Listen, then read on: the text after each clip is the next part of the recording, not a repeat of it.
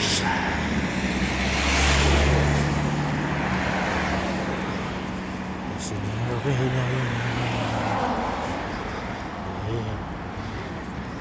هي الطخيرة ديال البرنابيو في الاخر العام سيدي يفتحوه القاعات الافراح، قاعات الاعراس.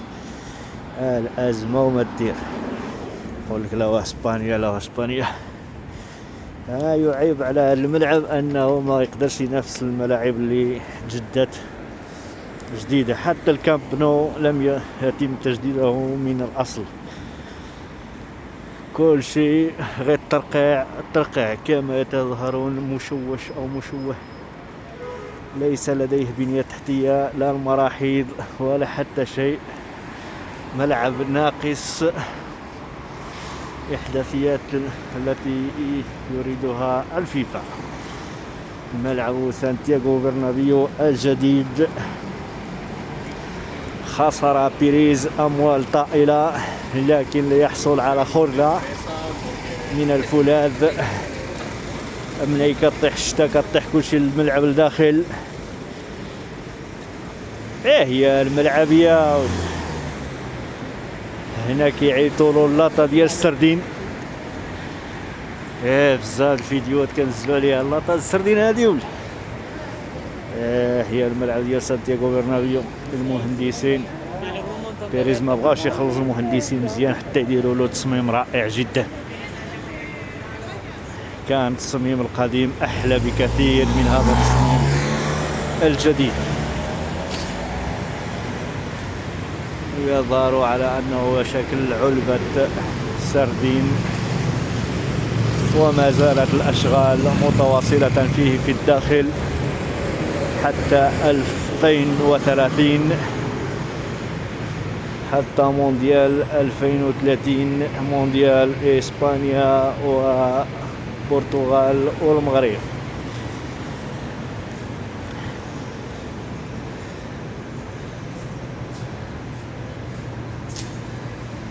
مامبي يا مامبي.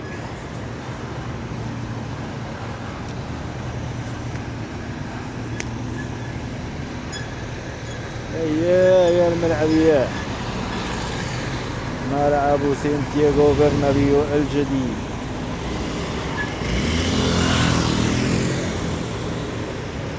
الحقيقة ما هنا بو ملعب الشاي، عجبني الشاي. ملعب ما كاين غير الشاباس والقصدير، هذا ما كان. الشكل القديم احلى بكثير من هذا الشكل الدائري او الاسطواني او علبة السردين كما يطلق عليه.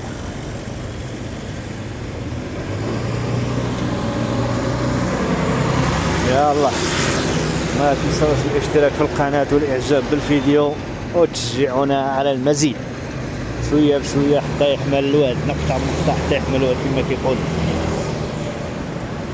ولا هي من حجل في الجبل نعيش، ولا هي من حمامة انا نربيها. سيد ربي العالي ما تخيمنيش، راني حال في الغزالة ما نفلتهاش ما نربيهاش. البرد البرد البرد البرد.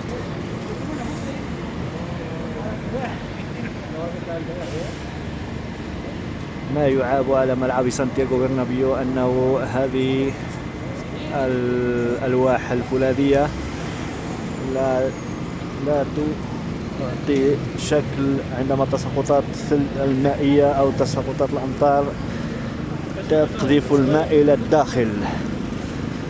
يجب أن تصمم لتقذيف الماء إلى الخارج، فتكون فيضانات في الداخل أكثر منها في الخارج.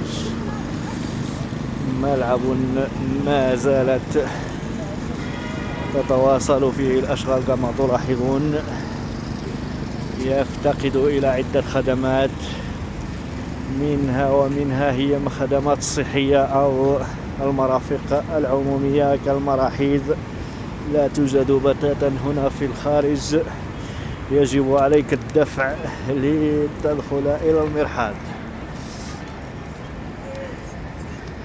ملعب بمعايير أوروبية ودولية من الداخل، لكن من الخارج على شكل علبة سردين أو علبة تون. كما تلاحظون ما زالت الأشغال متواصلة هنا في الخارج. أما في الداخل فتقام مقابلات كرة القدم وحفل احتفالات أو قاعة حفل، قاعة الزفاف. المغنيين لقد تم حظر على المغنيين غناء في داخل ملعب سانتياغو برنابيو بالضجيج الذي يخرجونه إلى خارج ملعب سانتياغو برنابيو. كما تعلمون لقد خرج أمر قضائي بعدم إجراء أي حفل غنائي داخل ملعب سانتياغو برنابيو، مما شكل أزمة مالية خانقة لإدارة ريال مدريد، فقام بفتح أبوابه لإقامة حفل زفاف بموسيقى ناقصة أو بما يحلو عدم خروج الضجيج إلى الخارج. فيديو مسرب إليه كان في الحلقة اللاحقة قد تم تسريب فيديو لإجراء حفلات داخل ملعب سانتياغو برنابيو، حفلات زفاف أو حفلات تخرج.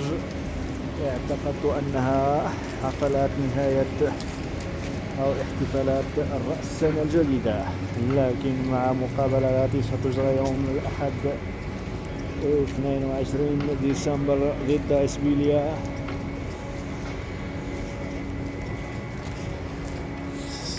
هناك حفل زفاف داخل ملعب سانتياغو برنابيو يوم الأربعاء أو الخميس أو الجمعة كما تم تسريب الفيديو.